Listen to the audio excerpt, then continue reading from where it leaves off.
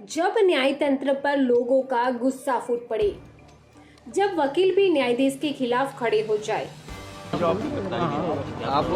गिरफ्तारी इस आशय की दी जा रही है कि बहुत समय से 4-5 महीने से हम देख रहे हैं कि लगातार देवी देवताओं को गाली दी जा रही है, धर्म परिवर्तन किए जा रहे हैं, उस पर हम करते हैं कंप्लेंट, कुछ नहीं।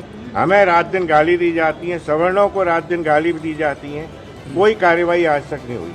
हमने एक व्यक्ति विशेष को बुरा कह दिया, गंदा कह दिया, जो मेरी राइट टू स्पीच के अगेंस्ट है।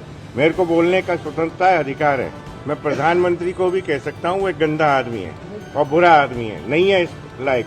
तो इसलिए इस आधार पर अगर कोई FIR हुई है जहाँ मैंने कोई अपराध नहीं किया, तो मैं पुलिस को ये सुविधा दे रहा हूँ कि मुझे अरेस्ट करें और जेल भेजें। सर, आप इतिहास कैसे देख रहे हैं? इतिहास पढ़ना चाहिए, क्या वास्तविकता है? वास्तविकता इतिहास की यही है कि संविधान का जो निर्माण है वो BN राव साहब ने किया है, ना कि अम्बेडकर जी ने। अम्बेडकर जी तो उस संविधान को जलाना चाहते थे।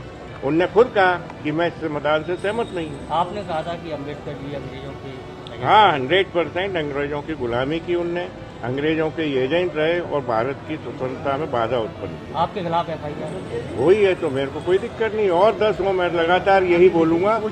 उनका कहना है कहा जा रहा है कि आपके घर पे 1 लाख जूते फेंकेंगे, 10 लाख जूते फेंकेंगे। हमने उनसे कहा है कि 1 लाख नहीं 10 लाख लेके आए, हम उनका स्वागत कर रहे हैं। वो 15 तारीख को आ जाएं, मेरे दरवाजे पे आके दिखाएं, मैं उन्हें चैलेंज कर रहा हूँ। जाओ।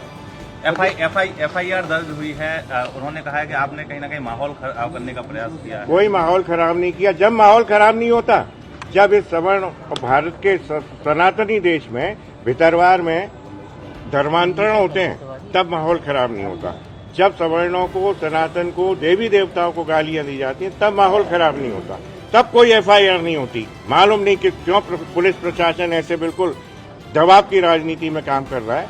मैं तो ये चाहता हूँ कि अब एक नहीं 100 और FIR हो। अम्बेडकर जी पर क्या विचार है आपके? अम्बेडकर जी पर मेरा कोई विचार नहीं, वो कोई लायक नहीं है कि उसके बारे में बात भी कर।